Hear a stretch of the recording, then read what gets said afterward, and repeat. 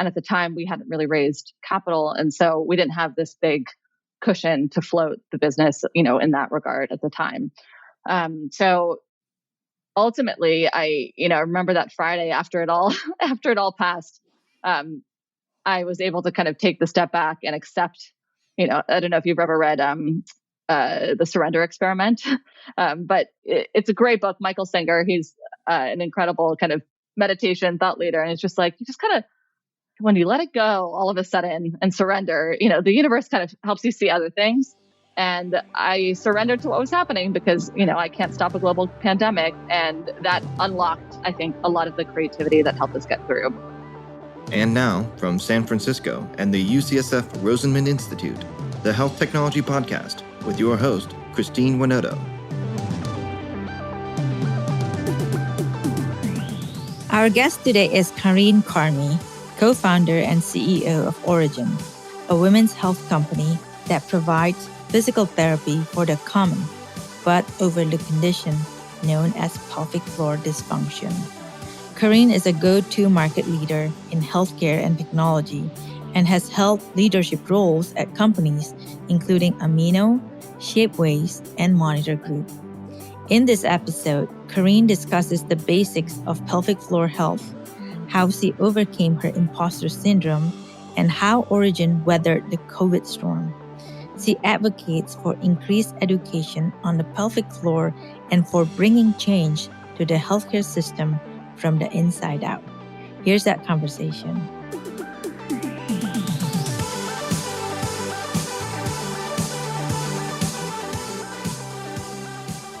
Well, welcome, Carine. Thank you so much for joining me this morning. Thanks for having me. I'm so excited to have you here, and I'm looking forward to learning about your journey and share that with our listener. I briefly look at you have such an rich experiences before starting Origin Way, and maybe you can tell us more about your background and the lesson learned along the way that shape who you are today. Sure. And please stop me if it's getting, too long, but I'm grateful to have had, a little bit of a different journey to get to this point. I grew up in LA. Both my parents are from Israel and they both were small business owners. And so I was always around the startup, but maybe the old school sense.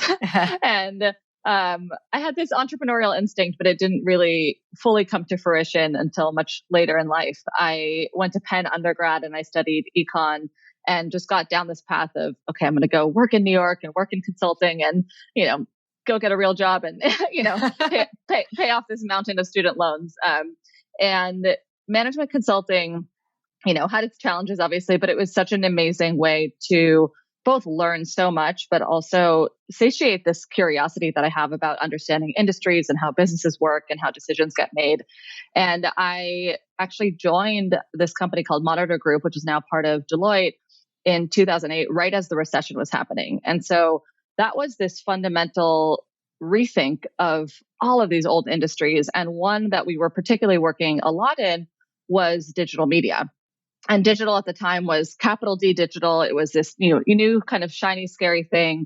All of these companies, retailers, media companies were trying to figure out, how do we bring our businesses into this next generation?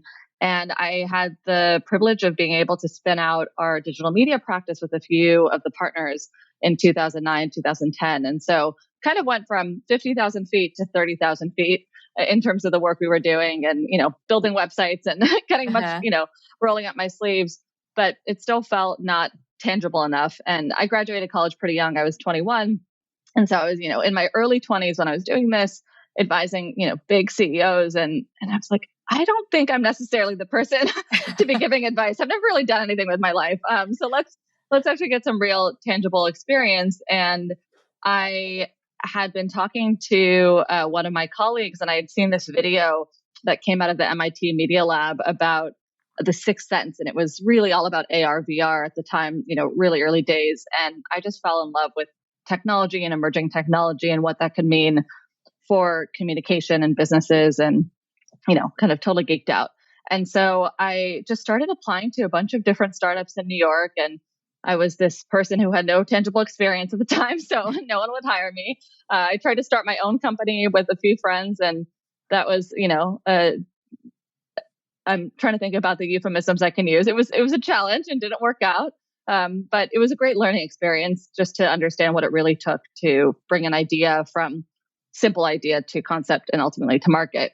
Mm-hmm. And I finally, after a couple of years of really trying to get into the startup industry from so many different avenues, learned about 3D printing and decided that it was just this really incredible way to democratize manufacturing. And I fell in love with the technology, and I learned about this company called Shapeways, which in an exciting turn of events actually announced that they're going public yesterday. So it feels like this vision's finally coming to life.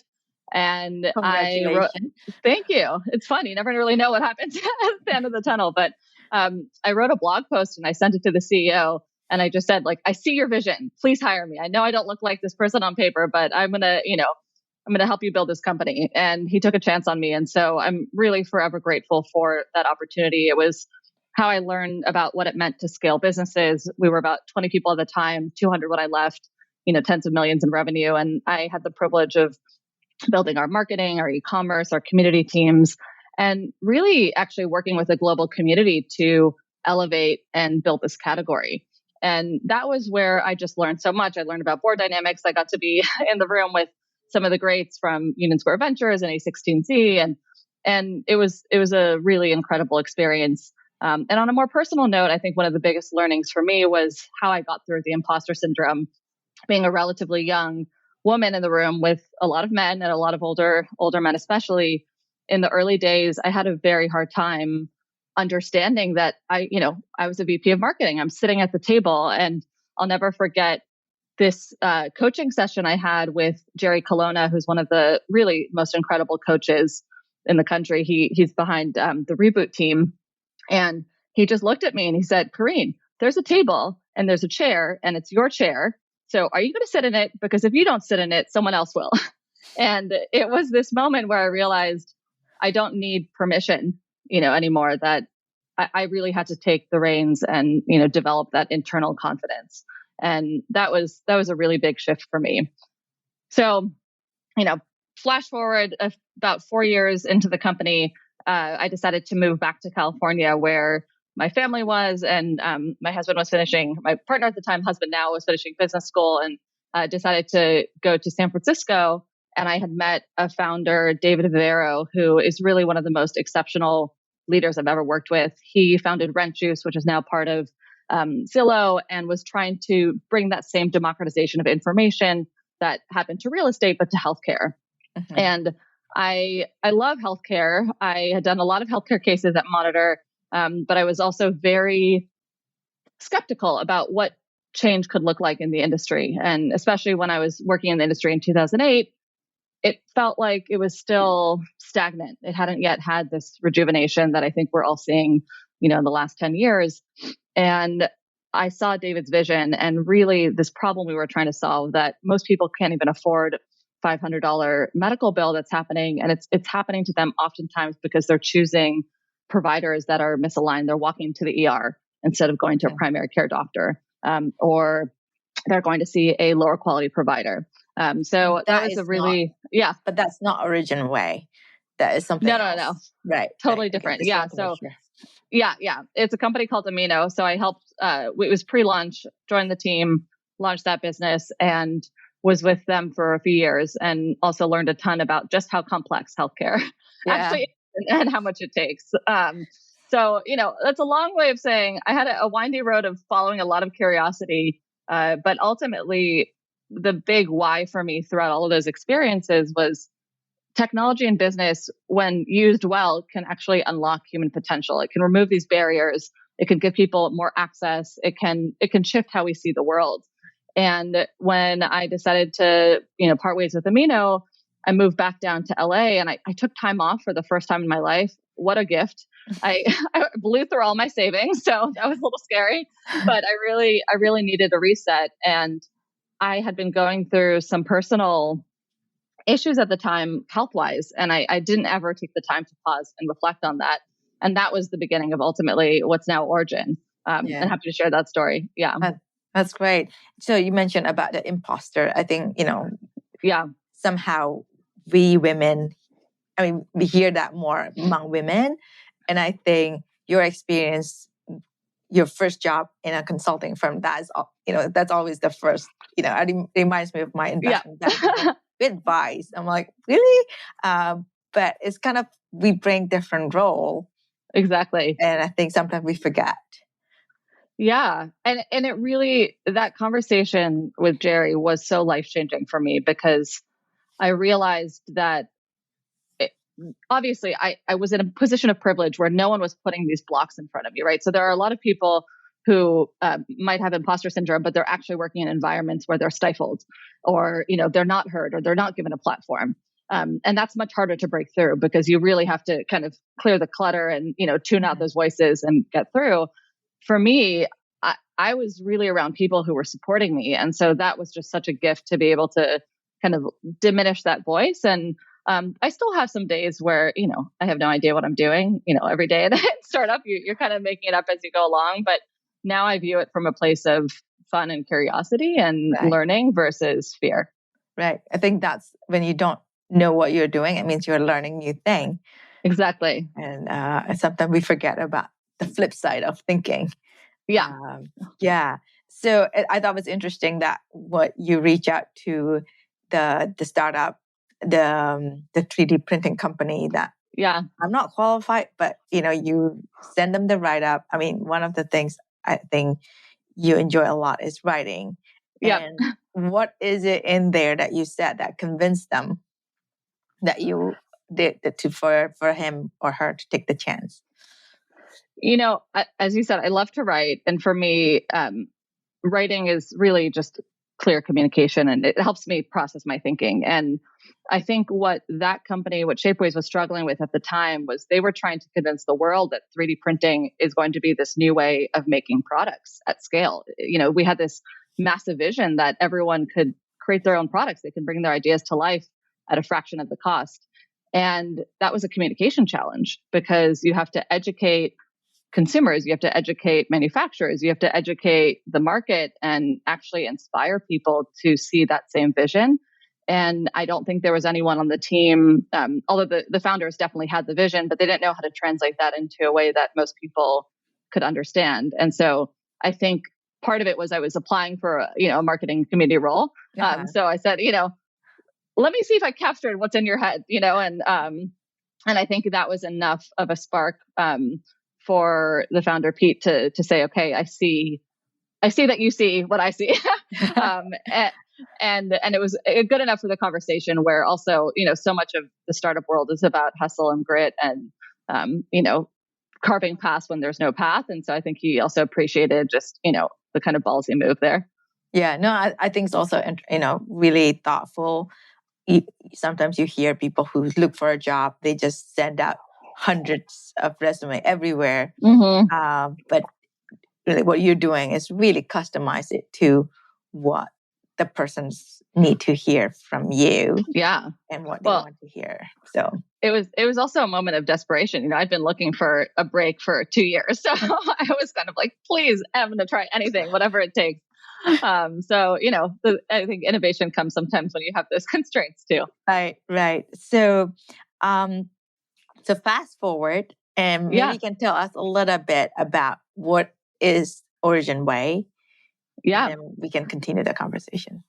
Sure. So today in the US alone, over 40 million women are experiencing what's called pelvic floor dysfunction, or the full body issues that occur around pregnancy and menopause. And pelvic floor dysfunction is really everything from incontinence to painful sex to prolapse, all of these health conditions that can occur from birth injury, but they can also occur if you're a CrossFit athlete and you have a lot of pressure on your pelvic floor, or you're going through menopause and your muscles are weakening. And these are really real healthcare issues that impact, 1 in 3 adult women. Oftentimes when it goes unaddressed, women end up in surgeries or, are living really discomfortable lives. I actually experienced painful sex for nearly a decade in my 20s. It impacts 1 in 6 women. I saw 8 different doctors and 2 biopsies, and they just said, well, maybe they'll go away over time. Mm-hmm. And so our healthcare system historically has not been designed to treat these issues. And that's because to treat them, physical therapy is actually the first line evidence-based non-invasive approach. And so what Origin is ultimately trying to do is democratize access to this kind of treatment, so that women are no longer living in pain, they're no longer suffering in silence, and that we can just destigmatize these issues so women can get the care they need and not end up, having a surgery in their 30s or 40s, much unnecessarily. And this really started, when I was taking that time off, and I realized, this issue that I had in my 20s was related to my now co-founder, who's an old friend. She had just had a baby, and she 5 months later was having neck and shoulder pain, and she was having incontinence and painful sex. And her doctor was just like, I'll see you at your 12-month mark now. And she wasn't getting any care. And this is also someone who has some of the best health insurance in the country. And yet, why is there no referral source? What's actually happening? So we started looking at the research and learned about PT and how in France, every woman gets 10, sessions of what they call pelvic floor re-education after they give birth. And in many other countries too, there's far more preventative things happening during your pregnancy to help you understand your body and change. And so we decided to partner with a clinical team here in LA, and that's the beginning of what's now Origin. So maybe help us understand pelvic floor. It seems like a funny term, and I maybe some of our listeners might not even heard about that. Like, what is pelvic floor, and when you have that, pain, like, what does that mean? Totally. So, okay, the pelvic floor, and for all the listeners out there who don't know they have a pelvic floor, you are not alone. I was one of them. It's a funny name to use. The pelvic floor is essentially the set of muscles and connective tissue that are at the core, the center of your body's universe. It holds up your organs, your reproductive organs. It holds up your bladder, your bowels. And so, as you think about, as you age, if you have bladder problems or incontinence, or you go to the bathroom too often, like these are the muscles that make you function, from a continence standpoint. They are responsible for sexual function. They're responsible for actual lymph and blood movement in your organs. And they're also responsible for core stability. So in the same way that you talk about your back, let's say, as a, group of muscles and, a whole system, the pelvic floor is really just another part of your musculoskeletal system. And it's actually having a little bit of a moment today, because I think so many women in particular end up having this dysfunction, and B, as more and more women are actually doing potentially more yoga or more exercise, that they're understanding the benefits of what historically was just known as Kegels, like let's just strengthen it. It's where we store a lot of stress and a lot of trauma as well. And so PT is really a way to both understand what's happening with those muscles and then either alleviate the pain or help you strengthen once you're trying to, once you're ready to move on from that. Okay. And so in what way does Origin Way help women with this sort of issues? So we exclusively focus on physical therapy for the pelvic floor and women's health issues. So we treat the whole body because the whole body is connected, right? So you could actually have back pain that's also connected to your pelvic floor pain, or you might have, as I was saying, neck and shoulder pain from carrying your baby. But we're really supporting women through every stage of life with a deep understanding of the unique anatomy and hormonal changes that women go through throughout those stages of life. And we'll do one-on-one physical therapy, and that can include therapeutic exercise, manual therapy, so hands-on work if it's needed. We also do education is such a core component because most people don't understand their own anatomy. So we're helping women understand the root causes, and ultimately just develop a plan of care aligned with goals. So someone might come to us in their early 20s and they're running and they're doing CrossFit and they're leaking every time they run. So we would help them understand what's happening, treat that, and then ultimately get them back to safe function and exercise. We'll work with patients who are early in their pregnancy and they want to have a safe labor and delivery. And they also want to continue to exercise. And so we'll help them prepare more from a wellness standpoint. And we see in the research that actually you'll have better birth and delivery outcomes if you do this muscle strengthening early, or all the way through menopause.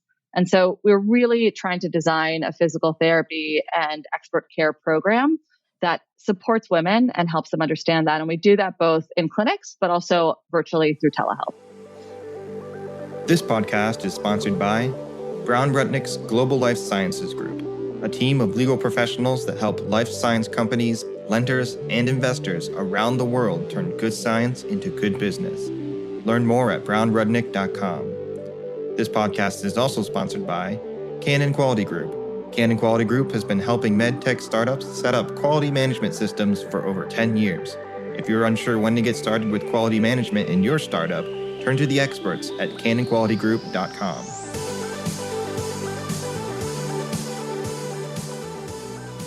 So how is your technology or your platform different from patient when they just go to see their OB?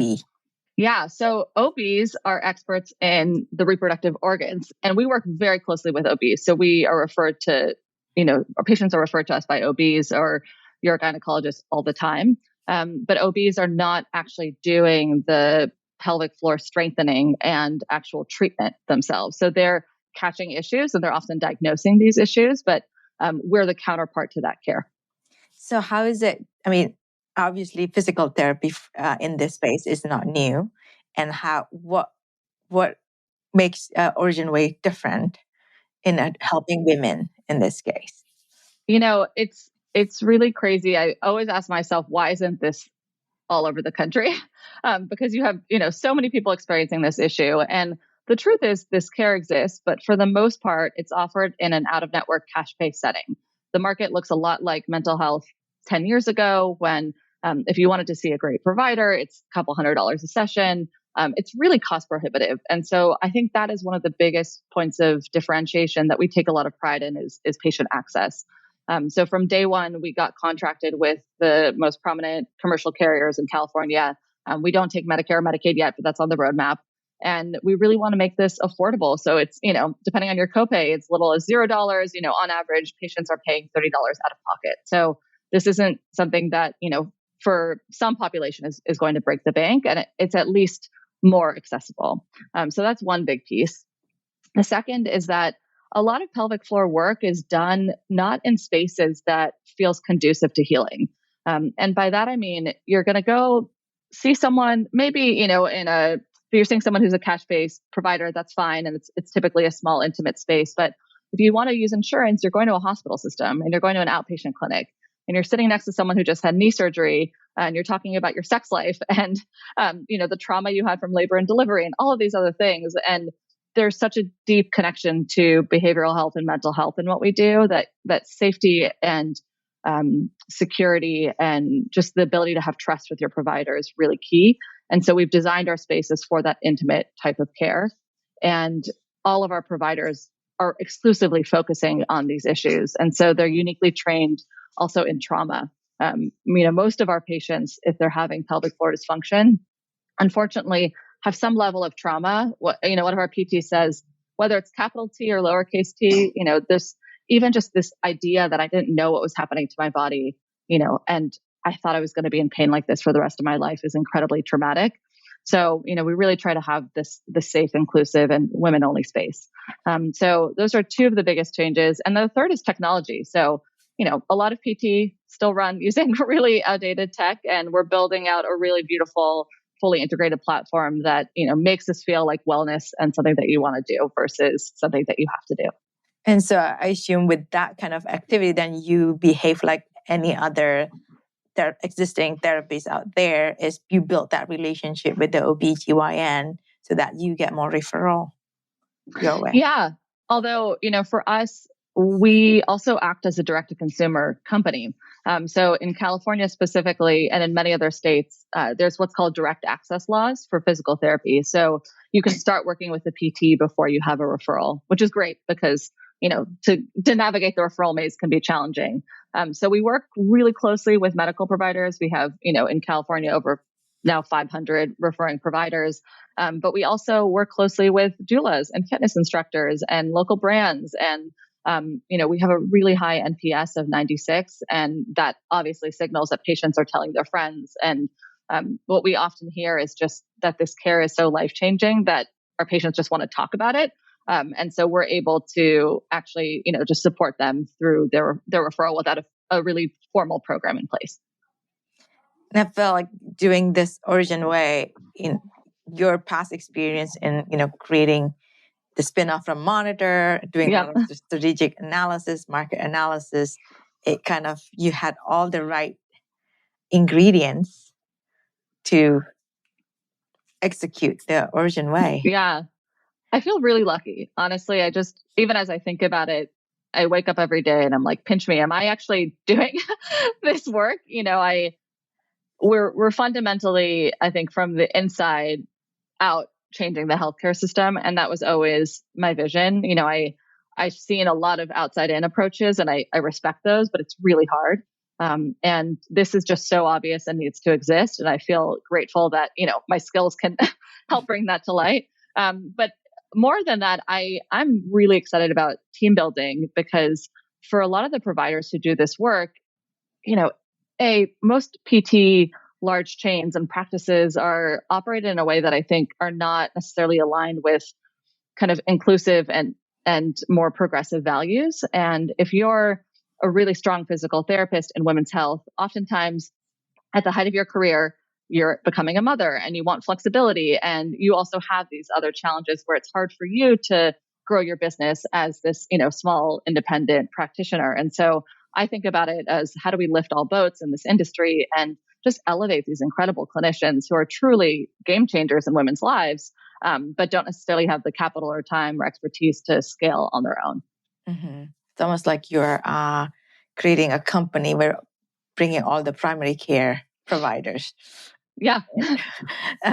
So as like any startup, before they hit, success, they went through a lot of ups and downs. And, the ups is usually pretty high. The down can be really low as well. Can you share with us, do you have any almost near-death experience? Oh, Not yeah. as a company. And what do you learn from it? Yeah. I'm like, which one do you want to share first? I think the first year for me was really, really hard. And I've been in a lot of early stage startups, but I think being kind of a co-founder, CEO, you take on a lot in that first year. And I'm newer to the physical therapy world. I'd been in digital healthcare, but this was a lot of new learnings. And we kind of went from 0 to 60 with this practice we partnered with really quickly. So, I had to learn a lot very quickly. And I love learning new things, but I felt like the steep learning curves were it was, all things every day, all the time. I didn't know. And so that was just, it was not a near-death experience, but that was a moment of, okay, this is just going to be a really hard year and it will pass.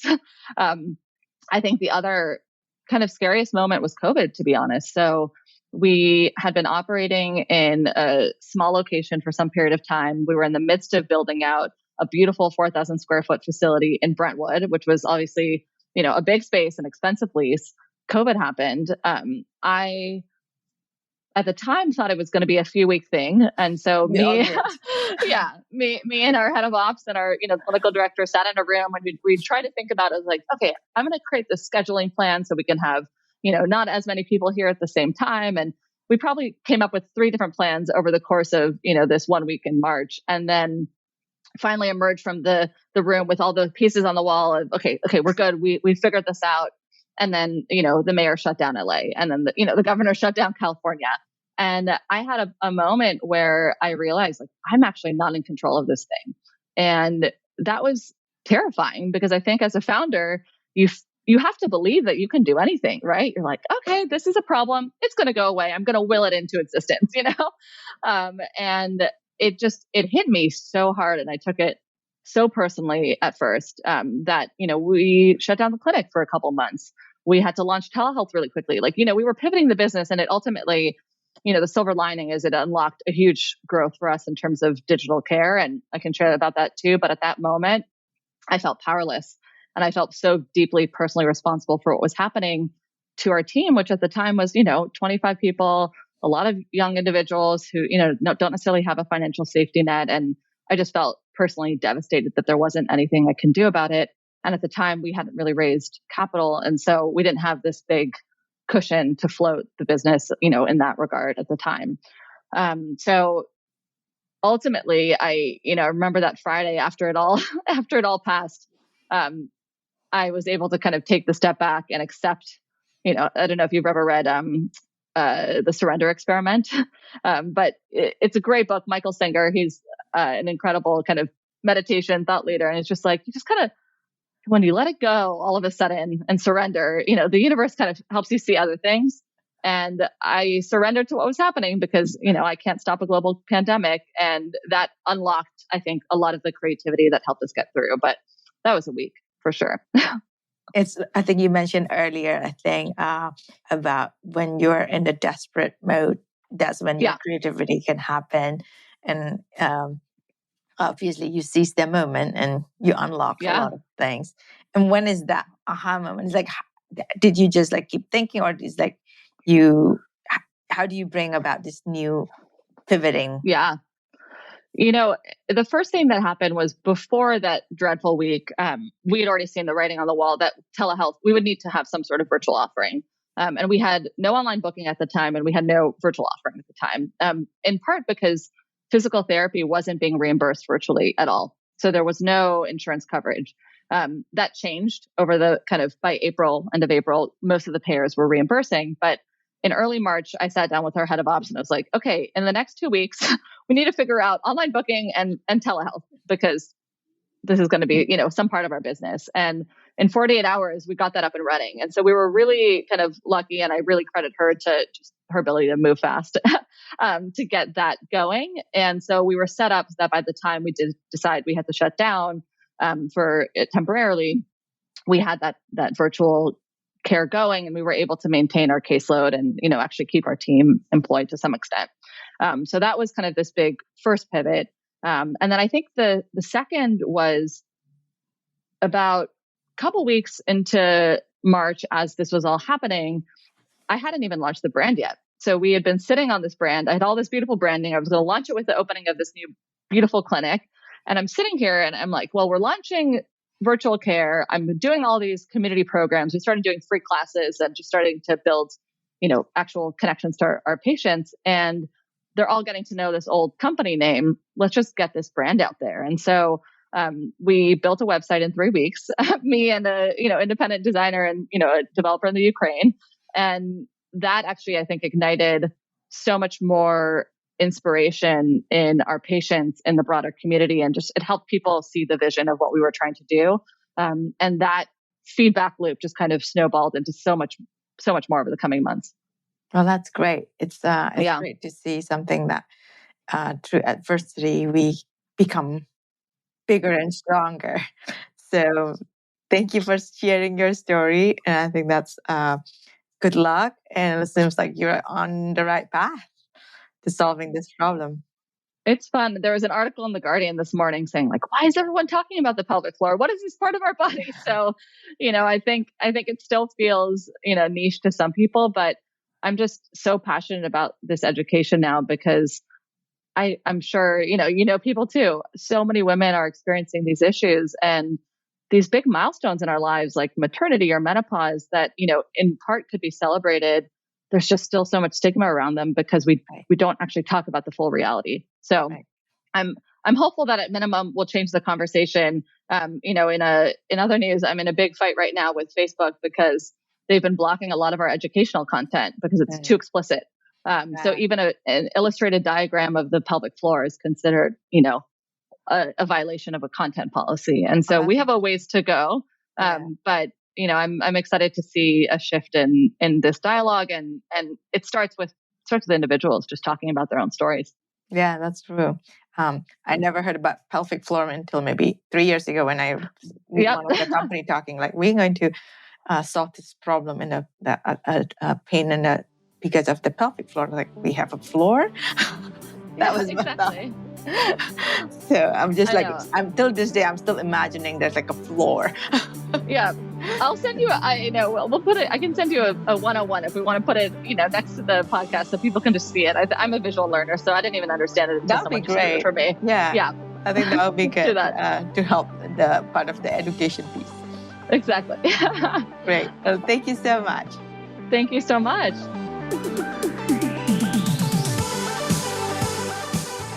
Thank you for listening to another episode of the Health Technology Podcast.